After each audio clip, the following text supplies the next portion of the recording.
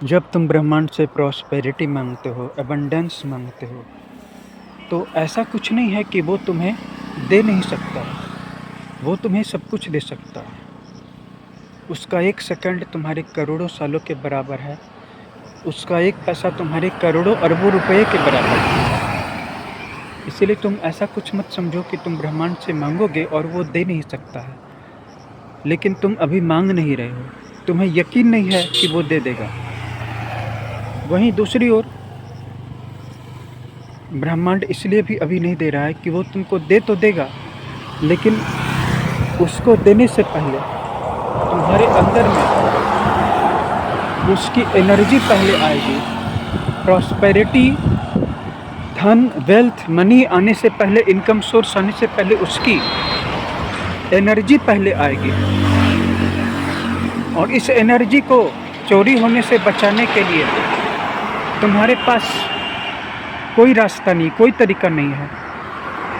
लोगों को जैसे ही एनर्जी का पता चलेगा कि तुम्हारे पास एबंडेंस की एनर्जी आ गई है, वैसे ही सारे लोग मिल करके एक पल में तुम्हारी ऊर्जा की चोरी कर लेंगे। ये दुनिया 99% ऐसे लोगों से भरी हुई है जो अपनी ऊर्जा तो जनरेट नहीं कर सकते हैं, लेकिन जो दूसरों की दी हुई ऊर्जा पे सरवाइव करते हैं या चोरी करते हैं। अगर कोई किसी के पैसों की चोरी करता है तो इसके पीछे कानून है, लेकिन अगर कोई किसी की एनर्जी चोरी करता है तो इसके पीछे कोई लॉ नहीं है। और इसका तुमको पता भी नहीं चलेगा कि कैसे चोरी हो गई ऊर्जा की, अबंडेंस की ऊर्जा की। इस ऊर्जा को बचाने का तुम्हारे पास कोई तरीका नहीं है। कोई भी चोरी कर लेगा। तुम किसी भी सूत्र को खोजो, किसी भी सत्य को खोजो, एक आता जाता राहगीर, एक मुसाफिर जाते जाते तुम्हारी ऊर्जा चोरी कर लेगा। इसीलिए तुम ऐसा मत सोचो कि ब्रह्मांड तुम्हें एबंडेंस नहीं दे सकता, लाखों करोड़ों अरबों नहीं दे सकता, लेकिन उस पैसे के, उस रुपए के, उस धन के, उस एसेट के, उस प्रॉपर्टी के आने से पहले पहले उसकी ऊर्जा आएगी तुम तक। बाद में वो ऊर्जा मेटेरियलिस्टिक चीज़ों में कन्वर्ट होगी, यानी कि स्पिरिचुअल एनर्जी वेल्थ बनेगी, ब्रह्मांड की कॉस्मिक एनर्जी। लेकिन इससे पहले कि वो बन पाएगी, वो ऊर्जा चोरी हो जाएगी। यही कारण है कि ब्रह्मांड तुम्हें नहीं दे रहा है और न तुम मांग रहे हो। ज़िंदगी भर हम मांगते रहते हैं, ये दे दो, वो दे दो, ये ला दो, वो ला दो, ये चाहिए, वो चाहिए, इसकी कमी है, उसकी कमी है। लेकिन तुमको पता ही नहीं है कि ब्रह्मांड के पास किसी चीज़ की कमी नहीं है। लेकिन ब्रह्मांड तुमको दे तो दे कैसे? अगर दे भी देगा तो ये ऊर्जा व्यर्थ में दूसरे लोग इस्तेमाल कर लेंगे, तुम खाली हो जाओगे। इस अफसोस से बचने के लिए ये ज़रूरी है कि तुम सबसे पहले अपनी एनर्जी को, अपनी ऊर्जा को लॉक करने का तरीका सीखो।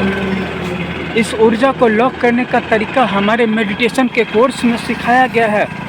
हमारे पास अनेक तरह के मेडिटेशंस के कोर्सेस हैं।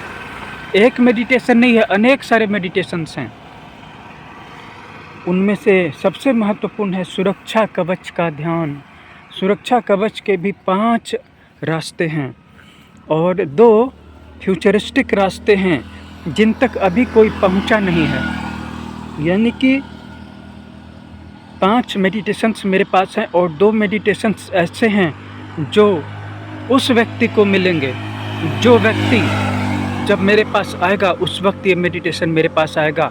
लेकिन उसके लिए इस साधक का फ्यूचरिस्टिक होना ज़रूरी है। सारी की सारी आत्माएं पास्ट से आई हुई हैं, फ्यूचर से आने वाली आत्मा मिल नहीं रही है। कोई भी ऐसा साधक, कोई भी ऐसा सिद्ध दिख नहीं रहा है जो फ्यूचर का हो। इसीलिए पहले सुरक्षा कवच डेवलप करो। पहले अपनी संपत्ति की रक्षा करना सीखो। पहले घर में ताला लगाओ, नहीं तो कितना भी कमाओगे चोर चुरा करके ले जाएंगे। ब्रह्मांड को देने में कोई आपत्ति नहीं है और ना ही उसको कोई कमी है।